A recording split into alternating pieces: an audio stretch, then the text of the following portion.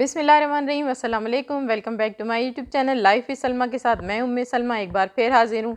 उम्मीद करती हूँ आप सब ठीक होंगे और आप लोगों को जो मेरी कहानियाँ हैं वो पसंद आती होंगी।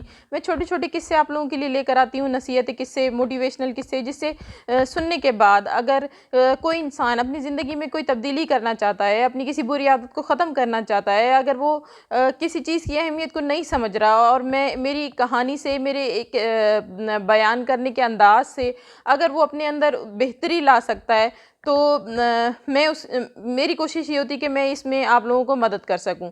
तो आपको पता है मैं ज़्यादातर नसीहती किस्से लेकर आती हूं और उसका मकसद सिर्फ मेरी जो वीडियोस बनाने का मकसद वो यही है कि इस्लाह और फलाह, ताकि माशरे की जो है ना वो इस्लाह की जा सके, अपने इर्द गिर्द अपने जुड़े हुए लोगों की अपनी इस्लाह की जा सके और लोगों की फ़लाह के लिए काम किया जा सके। तो शुरू करते हैं आज की स्टोरी। आज की स्टोरी है जी नामुमकिन से मुमकिन की कहानी। तो एक गांव होता है, उसमें एक कुएं के अंदर जो है ना एक मेंढक गिर जाता है। तो जब एक मेंढक गिरता है तो दूसरे को पता चलता है, तो दूसरा मेंढक कुएं में छलांग लगाता है उसे निकालने के लिए। तो उसके पीछे एक और तीसरा मेंढक भी छलांग लगाता है कि भाई पहले वाले को बचाया जाए।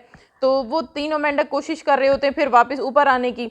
तो और भी गाँव के जितने मेंढक होते हैं वो जमा हो जाते हैं कुएं के इर्द गिर्द और बकअप कर रहे होते हैं कि हाँ जी बाहर आओ, तुम लोग आ जाओगे आ जाओगे आ जाओगे।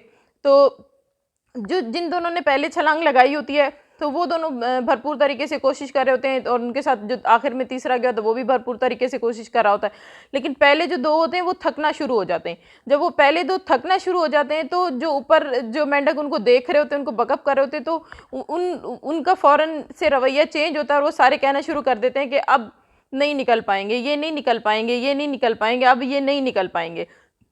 जब इस तरह की बात जो है ना वो लोग सुनते हैं, जो मेंढक कोशिश कर रहे होते हैं, तो वो दोनों जो है ना वो और निढाल होना शुरू हो जाते हैं और दोनों जो है ना पानी में गिर जाते हैं और दोनों मर जाते हैं। तो अब तीसरा वाला रह गया होता है। तीसरा वाला अपनी कोशिश कर रहा होता है और बाहर निकल आता है। तो सारे बड़े हैरान होते हैं, भाग के सारे उसके पास जाते हैं, कहते तुम कैसे निकल आए, वो दोनों तो गिर गए, वो तो कोई चांस ही नहीं था ऊपर बाहर आने का। तो वो यूं करता है, वो इसका इससे उनको समझ ही आती है कि उसके कान नहीं थे, उसने सुना ही नहीं कि भाई ये जो काम वो करने लगा है वो नामुमकिन है। उसको उसके उसकी उसकी डिक्शनरी में नामुमकिन वाली कोई चीज़ नहीं थी। उसको ये पता था मैं कोशिश कर रहा हूँ, मैं कामयाब हो जाऊँगा, और वो कोशिश करता है और कामयाब होकर ऊपर आ जाता है। इसी तरीके से एक और किस्सा है कि एक दो बच्चे होते हैं, तो वो कुएं के करीब खेल रहे होते हैं। तो एक 12 साल का बच्चा होता है और एक 6 साल का बच्चा होता है। तो जो 12 साल का बच्चा होता है वो कुएं में गिर जाता है।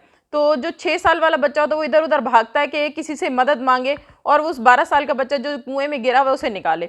तो कोई से मदद के लिए नहीं मिलता, तो बच्चा खुद ही, जो 6 साल का बच्चा होता है, वो रस्सी लेकर आता है और कुएं से उस 12 साल के बच्चे को निकालने की कोशिश करता है। और थोड़ी देर कोशिश करने के बाद वो उस बच्चे को बाहर निकाल लेता है। तो वो गांव में जाके सबको बताते हैं कि भाई ये गिर गया था तो मैंने इसको कुएं से निकाला। सारे हैरान होते हैं कि भाई ये 12 साल वाला गिर गया था और 6 साल वाले ने इसको कैसे निकाला। तो वो फिर एक गांव के बड़े के पास जाते हैं, यकीन ही नहीं करते, एक बड़े के पास जाते हैं। उससे कहते हैं कि ये कैसे हो सकता है कि एक बड़ा बच्चा जो है वो गिर गया, उसको 6 साल वाले बच्चे ने निकाल लिया। वो जो बड़े बुजुर्ग होते हैं बड़े समझदार होते हैं, तो वो कहते हैं कि भाई इस 6 साल वाले बच्चे ने कोई झूठ नहीं बोला, ये आपको सच बता रहा है और इसने इस यकीन से निकाल लिया है बच्चे को, 12 साल वाले को, क्योंकि आप सब उसके इर्द गिर्द मौजूद नहीं थे। अगर आप सब उसके इर्द गिर्द मौजूद होते और आप कहते कि ये भाई छोटा और ये नहीं निकाल सकता और वो बड़ा है और ये कैसे निकालेगा, तो जब आप किसी अपने बच्चे को या अपने साथ काम करने वालों को जब आप डीमोटिवेट करते हो, आप उन्हें कहते हो कि नहीं आप नहीं कर सकोगे, तो उससे जो काम होने के जो चांसेस होते हैं 50% ख़त्म हो जाते हैं। उसकी कोशिश अगला बंदा कोशिश करने से भी पीछे हट जाता है कि भाई ये नहीं हो सकेगा।